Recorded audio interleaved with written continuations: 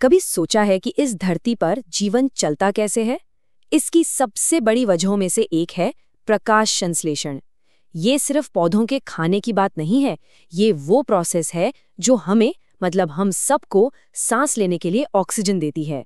तो चलिए आज इसी कमाल के प्रोसेस को समझते हैं। ये सवाल तो दिमाग में आता ही है ना, कि ये पौधे आखिर अपना खाना बनाते कैसे हैं? मतलब उन्हें तो हम कभी कुछ खाते हुए देखते नहीं, फिर भी वो बड़े होते जाते हैं, हरे भरे रहते हैं। तो इसका राज क्या है? भाई इसका जवाब छिपा है एक, कह सकते हैं, एक जादुई प्रक्रिया में, जिसे हम कहते हैं प्रकाश संश्लेषण। तो आखिर ये प्रकाश संश्लेषण है क्या चीज? बहुत सिंपल है। ये एक नेचुरल प्रोसेस है जिसमें पौधे 3 चीजें इस्तेमाल करते हैं: सूरज की रोशनी, पानी और कार्बन डाइऑक्साइड। इन तीनों को मिलाकर वो अपना खाना यानी ग्लूकोज बनाते हैं और हमारे लिए एक बहुत जरूरी चीज छोड़ते हैं, ऑक्सीजन। देखिए, नाम में ही इसका मतलब छिपा है, प्रकाश और संश्लेषण, यानी प्रकाश की मदद से कुछ बनाना। कितना सीधा है? अच्छा, अब जरा इसकी साइंटिफिक रेसिपी भी देख लेते हैं। ये जो इक्वेशन दिख रही है ना, ये बस उसी कमाल की कहानी को केमिस्ट्री की भाषा में बताती है। देखिए, 6 हिस्से कार्बन डाइऑक्साइड के, 6 हिस्से पानी के और सूरज की रोशनी की एनर्जी के साथ मिलकर ये क्या बनाते हैं? ग्लूकोज, यानी पौधे का खाना। और साथ में 6 हिस्से ऑक्सीजन के, मतलब हवा और पानी से खाना और सांस बनती है। कमाल है। तो इस कमाल की रेसिपी के लिए क्या-क्या इंग्रेडिएंट्स चाहिए? चलिए एक एक करके देखते हैं जीवन की इन जरूरी सामग्रियों को। देखिए, इसके 4 मेन कंपोनेंट्स हैं। सबसे जरूरी, एनर्जी के लिए सूरज की रोशनी, फिर उस रोशनी को पकड़ने के लिए चाहिए क्लोरोफिल, तीसरा पानी और चौथा कार्बन डाइऑक्साइड। बस ये 4 चीजें, और इनके बिना ये पूरा खेल हो ही नहीं सकता। तो सबसे पहले है सनलाइट, यानी सूरज की रोशनी। यही है असली पावर सोर्स।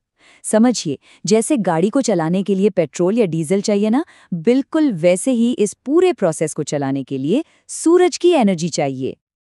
ठीक है, एनर्जी तो आ गई, पर उसे पकड़ेगा कौन? यहीं पर हीरो की एंट्री होती है, और वो है क्लोरोफिल।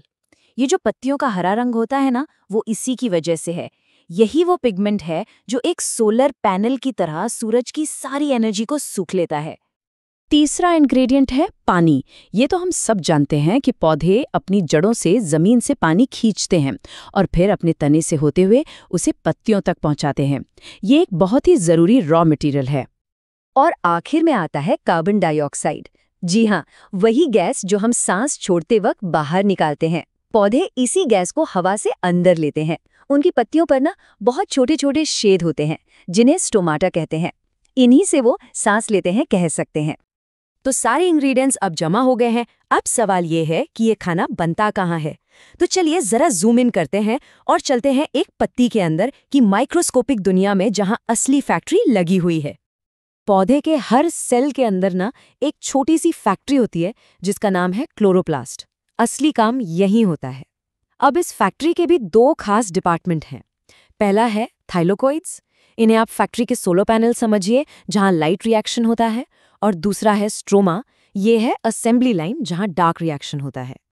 हाँ, तो ये जो पूरा प्रोसेस है ना, ये एक बार में नहीं होता। ये असल में 2 स्टेप्स में होता है, एक के बाद एक। चलिए इन दोनों स्टेप्स को थोड़ा और करीब से देखते हैं।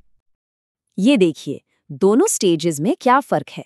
एक है लाइट रिएक्शन और दूसरा डार्क रिएक्शन। जैसा नाम से ही पता चल रहा है, लाइट रिएक्शन के लिए सूरज की रोशनी चाहिए ही चाहिए। इसमें पानी टूटता है और एनर्जी बनती है। दूसरी तरफ है डार्क रिएक्शन। अब इसके नाम का ये मतलब नहीं कि ये अंधेरे में होता है। इसका मतलब बस ये है कि इसे सीधे सीधे लाइट की जरूरत नहीं है। ये पहले स्टेप में बनी एनर्जी को इस्तेमाल करके कार्बन डाइऑक्साइड से खाना बनाता है। तो स्टेज 1 यानी लाइट रिएक्शन में क्या होता है? क्लोरोफिल सूरज की एनर्जी को सोखता है। इस एनर्जी से पानी को तोड़ा जाता है। इसे फोटोलाइसिस कहते हैं। इससे एनर्जी के छोटे छोटे पैकेट बनते हैं, समझिए रिचार्जेबल बैटरीज की तरह, ATP और NADPH। और सबसे जरूरी चीज, इसी प्रोसेस में ऑक्सीजन एक बाय प्रोडक्ट के तौर पर निकलती है, जो हमारे लिए जीवन है। अब आते हैं स्टेज 2 पर, जिससे कैल्विन साइकिल भी कहते हैं।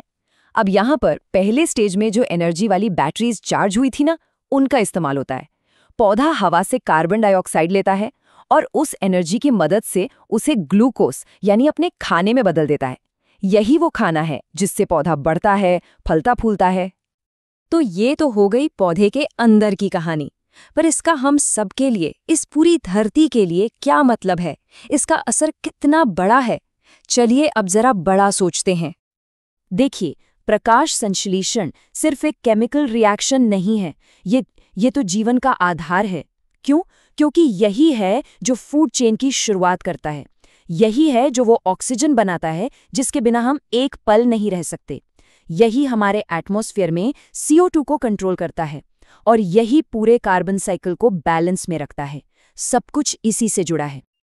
अगर इसे एकदम सीधे सीधे कहें तो अगर फोटोसिंथेसिस नहीं तो खाना नहीं, ऑक्सीजन नहीं और जैसा हम जीवन को जानते हैं वो भी नहीं। बस इतना जरूरी है ये।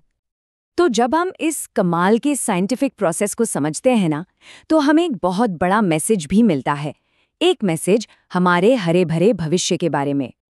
सोच कर देखिए, हर एक पत्ती, चाहे वो कितनी भी छोटी क्यों ना हो, वो असल में जिंदगी की एक प्रोटेक्टर है। एक छोटी सी फैक्ट्री है जो चुपचाप बिना किसी शोर के हम सब के लिए काम कर रही है। और इसीलिए ये इतना जरूरी हो जाता है कि हम ज्यादा से ज्यादा पेड़ लगाएं, अपनी हरियाली को बचाएं। हरा भरा जीवन, खुशहाल धरती, ये सिर्फ एक स्लोगन नहीं है, ये हमारी जरूरत है, हमारी जिम्मेदारी है। तो अगली बार जब कोई पत्ती दिखे तो क्या ख्याल आएगा मन में?